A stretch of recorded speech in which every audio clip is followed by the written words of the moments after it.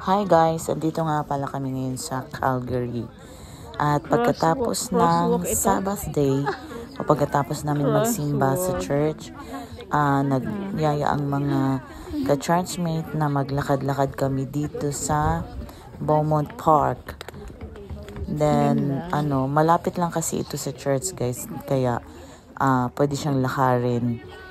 Ayun, naglakad-lakad kami dyan at dyan ay yung pinagtayuan namin dyan ay crosswalk siya sa park na yan.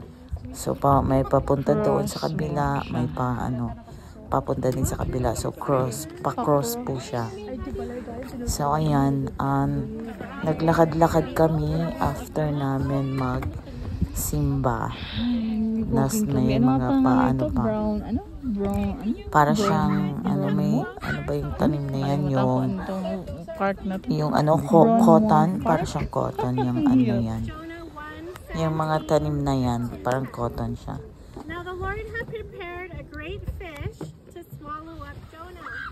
And Jonah was in the belly of the fish for 3 days and walking dito sa park. Ganda ng view. let's go sa Carbon Park. Carbon Park. Ang maganda doon.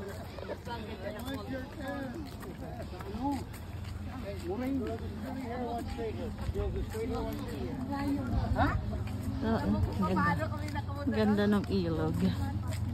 Maraming ibon ba yan?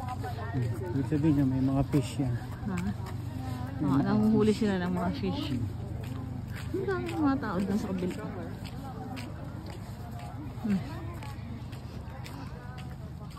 Akala namin parang sa Victoria lang din yung weather niya. Di ba?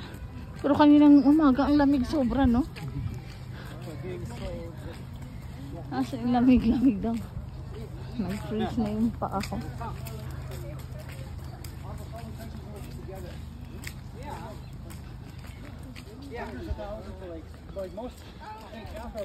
Pares na, normal lang yun.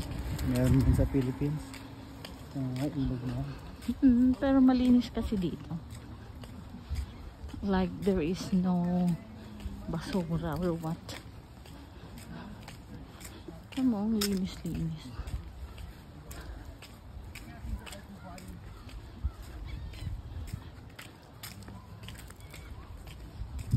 Diba?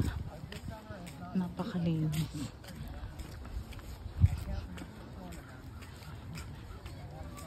Walking down the street. No, ayun o, paano siguro yan? Ba't ang dami tanim? Ano ba ano?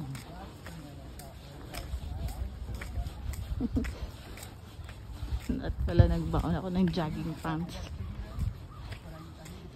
Nag-dress pa ako.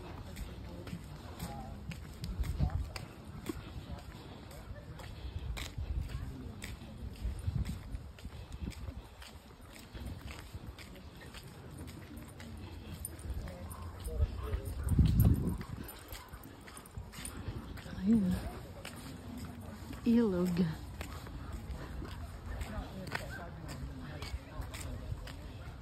Storm water facility.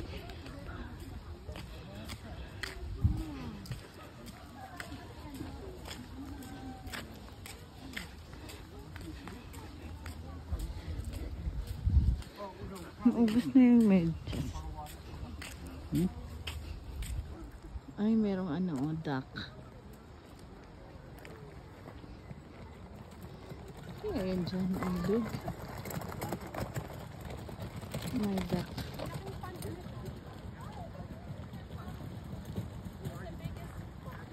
Hand. Ayan na, may mga duck doon. Nag-walking kami. None of them want to do anything.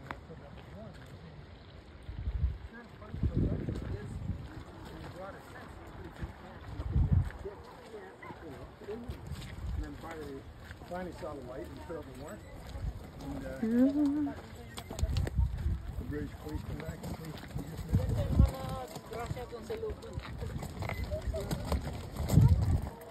Ang ganda ah. Overlooking.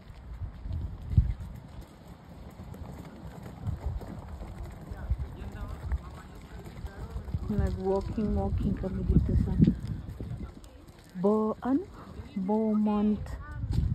Beaumont Park. Yan. After Sabbath, naglakad. Dito kami sa Calgary.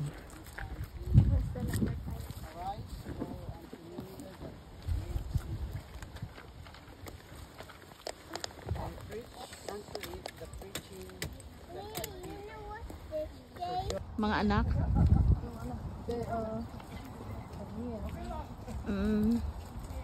Ay, nung pumunta kayo dito, kasama mo na yung anak nyo? Hindi. Sino na una dito? Ikaw? Okay.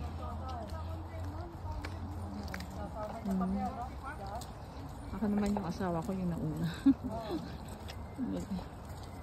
Siya yung mayroong papel. Nasa Qatar kasi yun siya dati.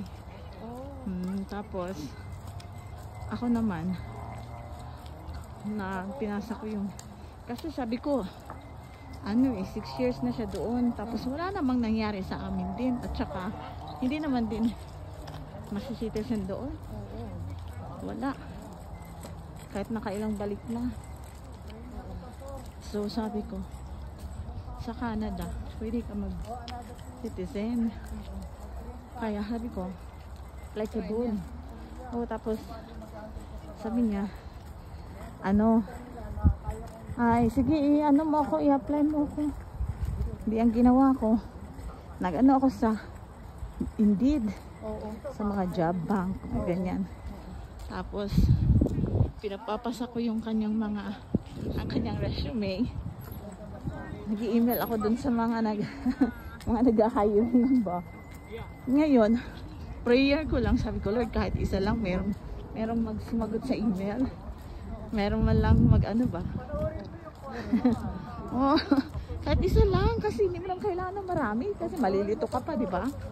So kahit isa lang, yun, siguro after mga 2 weeks, may nag-reply, sabi na ganito, pwede ba mag-interview, ganyan.